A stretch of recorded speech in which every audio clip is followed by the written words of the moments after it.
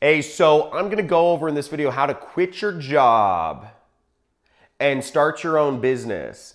And I have 3 S's to kind of guide you how to do this.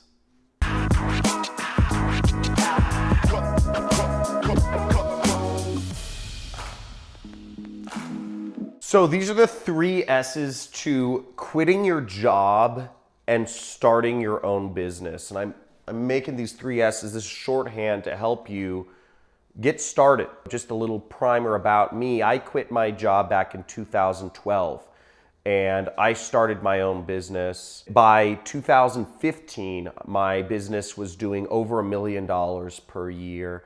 And at this point in 2019, which is where we're at now, my business does roughly $500,000 per month.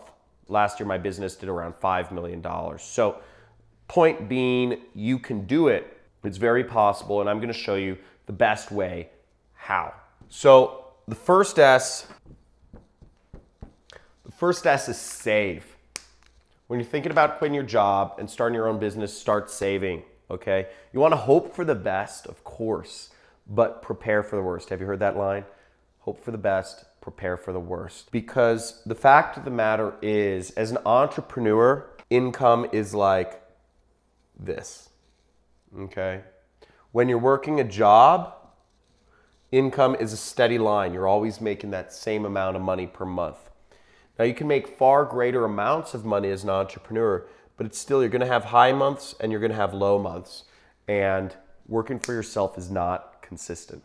Now, what I did when I started thinking about quitting my job, what happened was I went to ask my boss for a raise. It was June 2012. I had added an extra $100,000 a month in profitability to my boss's company. I was working directly under my boss at an ad agency, and I had believed, okay, I added an extra $100,000 in profitability per month.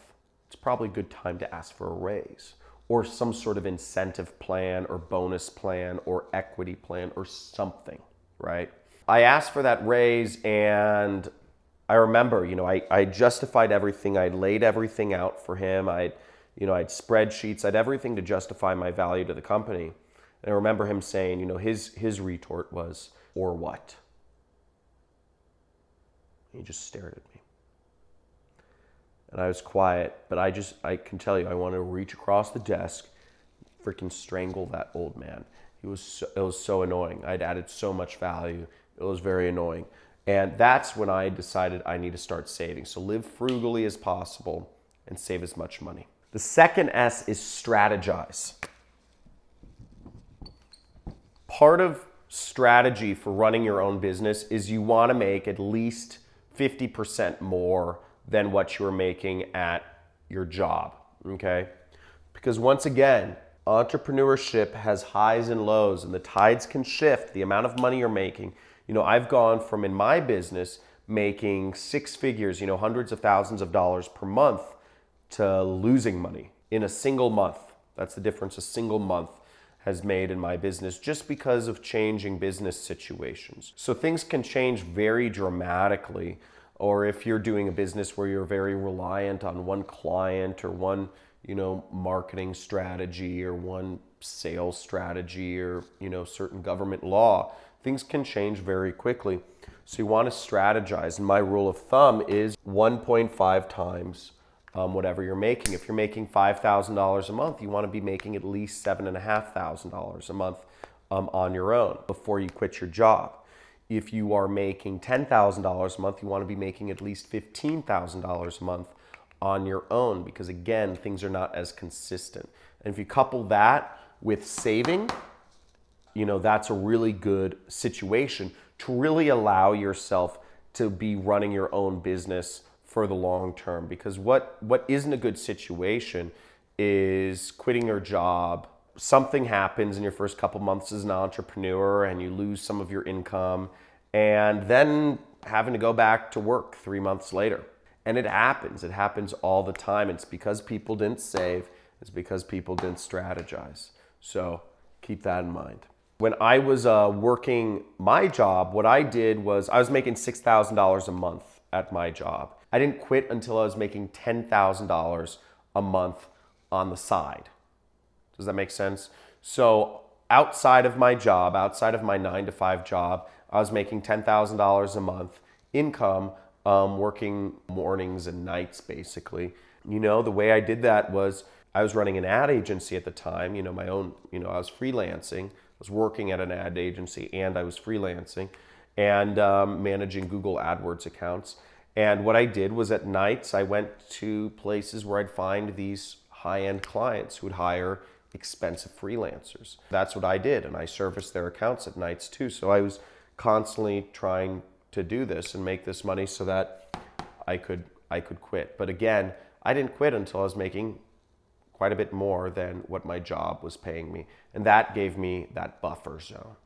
Third S,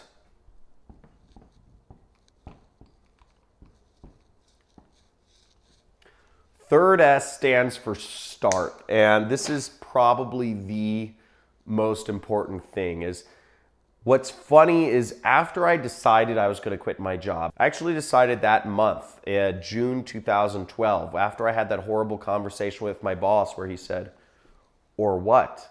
I had decided that I'm going to quit.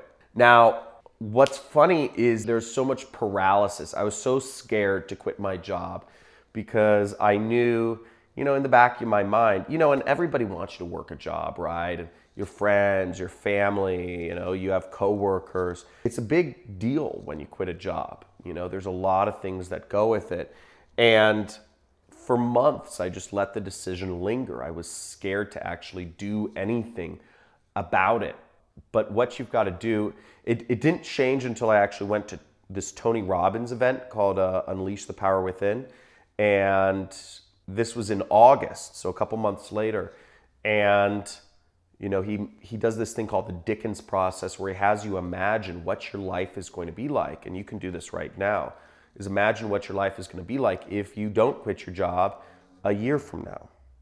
Then imagine what your life is going to look like if you don't quit your job 5 years from now. Then imagine what your life is going to be like if you don't quit your job 25 years from now. You know, it's a visualization exercise, and I did this and I realized my life is going to be nothing like what I want it to be. You know, for me, it wasn't just quitting my job, it was just working a job, not being my own employer. And I realized I just needed to do it, and I could delay this decision. I could delay it for months, I could delay it for years. And it's very easy to delay quitting your job, but you got to do it at some time. And the thing was, just start. You figure stuff out, but you just have to start at some point. That's the hardest decision to make. But once I started, things fell into place. What's funny is after I quit my job, I went from making $6,000 a month in my job to after I quit, I was making $30,000 a month, you know, working for myself. And I was 23 at the time. So once you really do it, things can fall in place. You know, just a little encouragement from me to you is if you're going at it from a good place, do it. You know, you have to make that decision. You have to start somewhere. Now, I hope you enjoyed this video. I hope you enjoyed some of this information, and let me know in the comments what was the most helpful to you. Was it knowing to save? Was it knowing about strategizing 1.5 times, or was it just starting? And you know, maybe a little story from me about, you know, how I got started and how long it took me. Let me know in the comments what was the most helpful to you. Like this video and subscribe to this channel if you want to learn more about, you know, how you can work remotely, how you can work for yourself, and also some giveaways. You know, I do a business model called affiliate marketing, and I have more information on that, and I do giveaways about that sometimes, so make sure you subscribe.